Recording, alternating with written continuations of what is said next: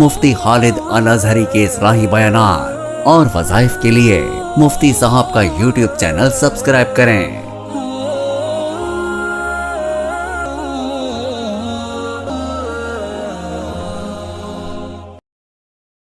نحمده ونصلي ونسلم على رسوله الكريم اما بعد فاعوذ بالله من الشیطان الرجیم بسم اللہ الرحمن الرحیم۔ معزز ناظرین کرام، السلام علیکم ورحمۃ اللہ وبرکاتہ۔ اللہ تبارک و تعالی نے اس نظام کائنات کو بنایا اور انسان کو پیدا کیا اور انسان کی خدمت پہ ہر چیز کو معمور کر دیا اور انسان کو اپنے لیے پیدا کیا۔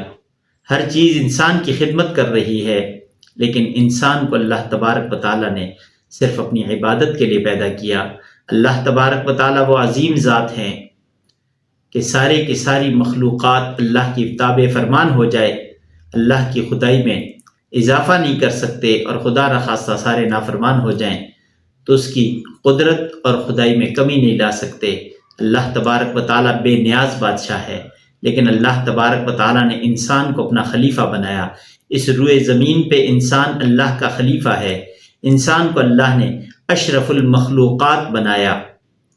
تمام جتنی بھی مخلوقات اللہ نے پیدا کی ہیں بشمول فرشتوں کے، ان تمام مخلوقات سے اللہ تبارک و تعالیٰ نے انسان کو افضل بنایا اور انسان کو اللہ تبارک و تعالیٰ نے ایک وقت مقررہ تک کے لیے دنیا میں بھیجا۔ اصل ٹھکانہ اللہ نے جنت بنایا ہے اور جنت کا رستہ اللہ نے دکھا دیا۔ رہنمائی کے لیے اپنے پیغمبروں کو مبعوث کیا، ان پیغمبروں نے جنت کا راستہ بتایا، دکھایا، اللہ سے ملانے کے لیے وہ آئے۔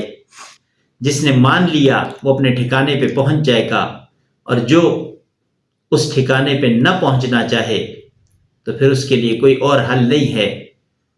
اس لیے کہ نبی کریم صلی اللہ علیہ وسلم کا ایک ارشاد مبارک، آپ صلی اللہ علیہ وسلم نے ارشاد فرمایا، کل امتی یدخلون الجنت الا من ابا۔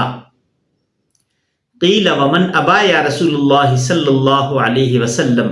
قال من اتبعنی فقد دخل الجنہ ومن عصانی فقد ابا۔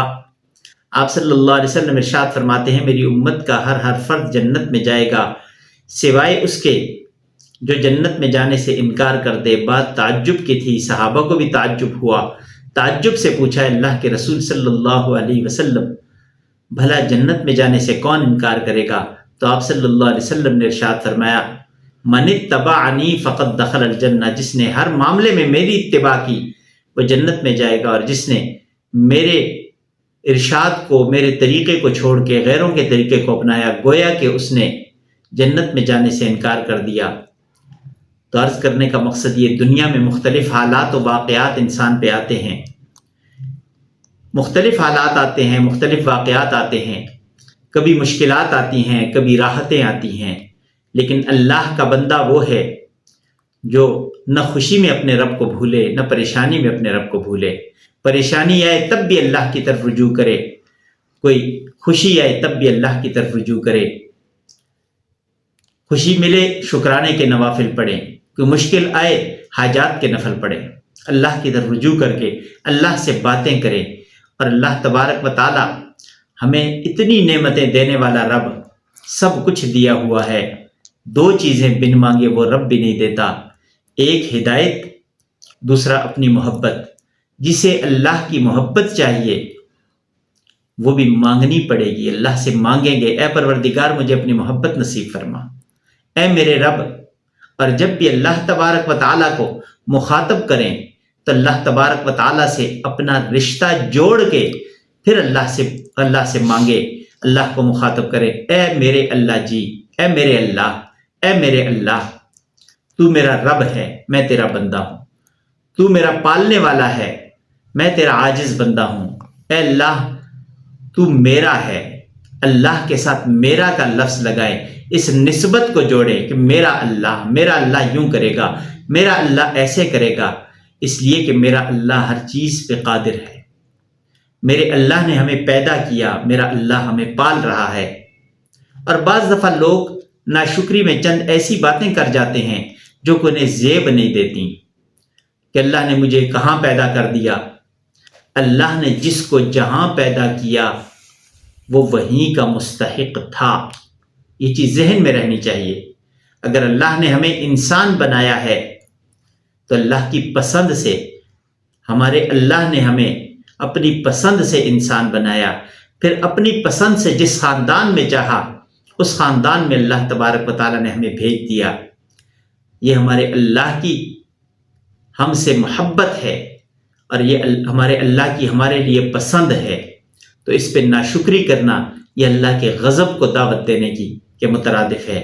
اور اللہ تبارک و تعالیٰ جب پکڑنے پہ آتے ہیں نا تو اللہ تبارک و تعالیٰ کی پکڑ اتنی زبردست ہے کہ اس رب کی پکڑ سے کوئی چھڑا نہیں سکتا. ان بطش ربک لشدید، تیرے رب کی پکڑ بڑی زبردست ہے.